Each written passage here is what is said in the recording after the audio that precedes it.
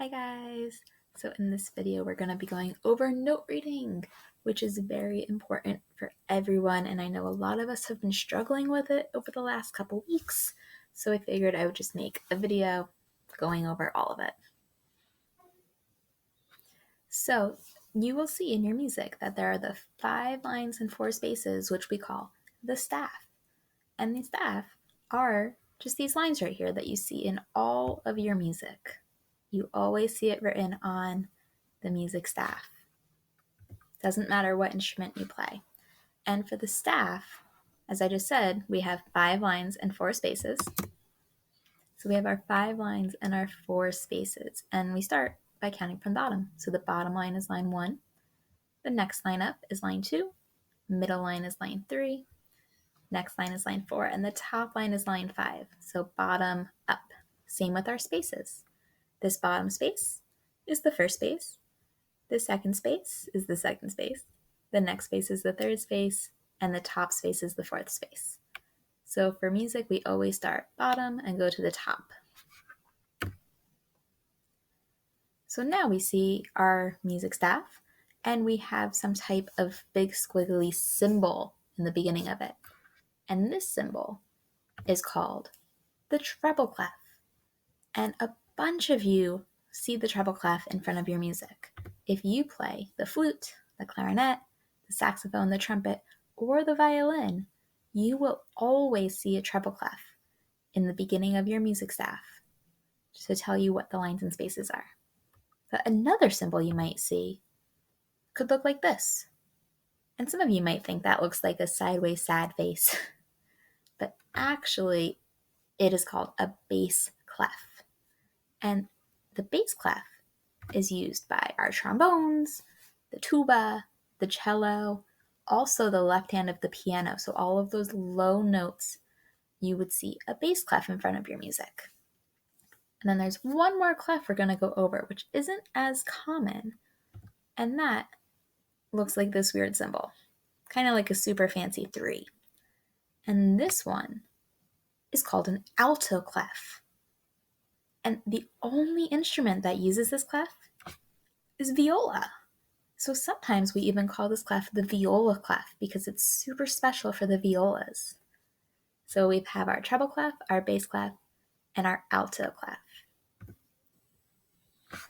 So now we've gone over all of the different clefs, but what does it all mean? Why is this important? So as we've already said, the different clefs make each line or space on the music staff a specific note. And if you look over to the side, you see that I've got the treble clef and the bass clef over here.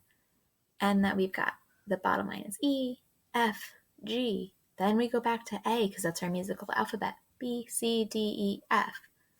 And if you look at the bass clef, you'll see the bottom line is G, A, B, C, D, E, F, G, back to A. Now you might notice a pattern going on here. We're going to come back to that later, but pay very close attention to that pattern. So if we look at our treble clef, we see our lines. We have E, G, B, D, and F. We're going up E, G, B, D, and F. And you might remember I taught you a kind of funny sentence in the beginning of the school year about elephants.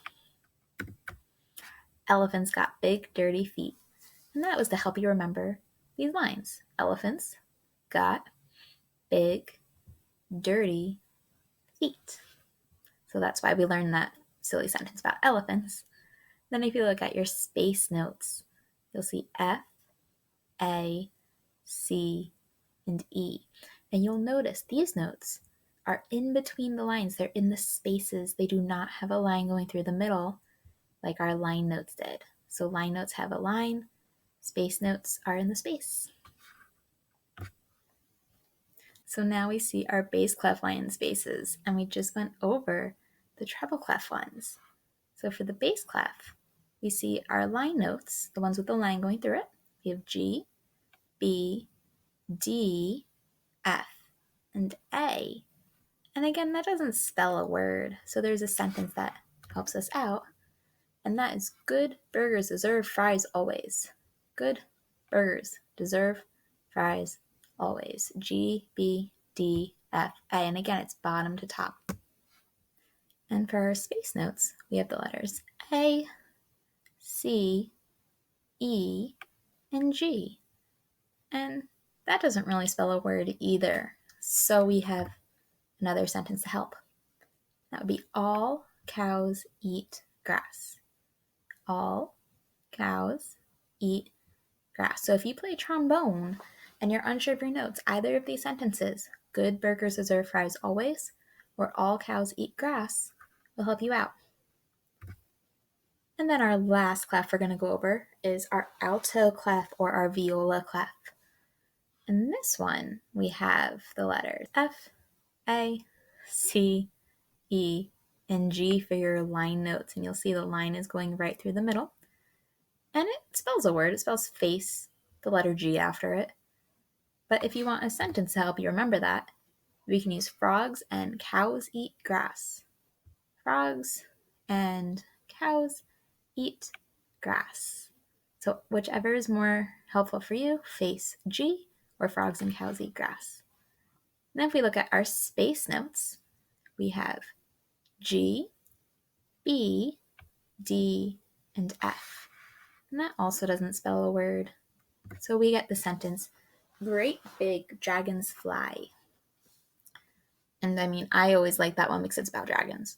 We've got great big dragons fly. So alto clef, you can use either of those sentences to help you. And remember, alto clef is for the violas. So that brings us back to our pattern I was talking about before. And you might have noticed we're in ABC order.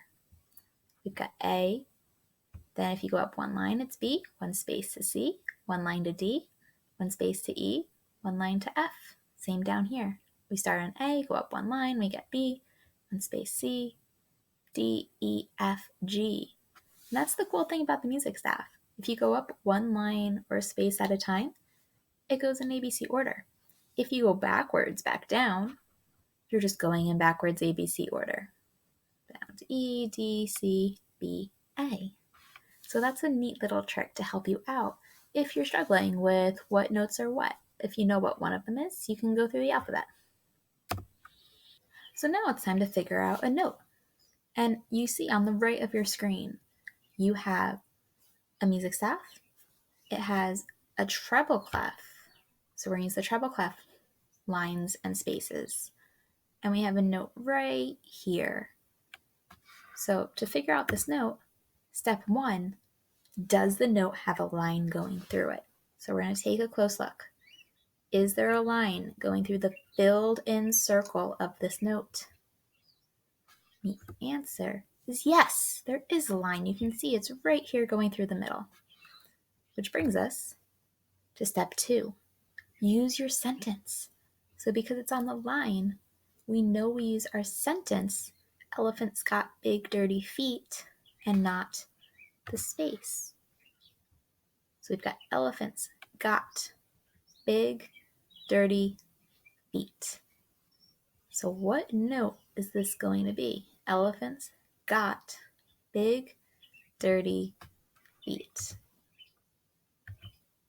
It's a G, of course, because elephants got, and the first letter of got is G. So that's how you would figure out a note if you were unsure. So now it's time to go practice your music. Hopefully this helped you remember how to read music and you are able to go practice your music. So go do that. Go do your assignments, do your attendance question, do your Flipgrid, and I will see you guys in the next video. Bye guys.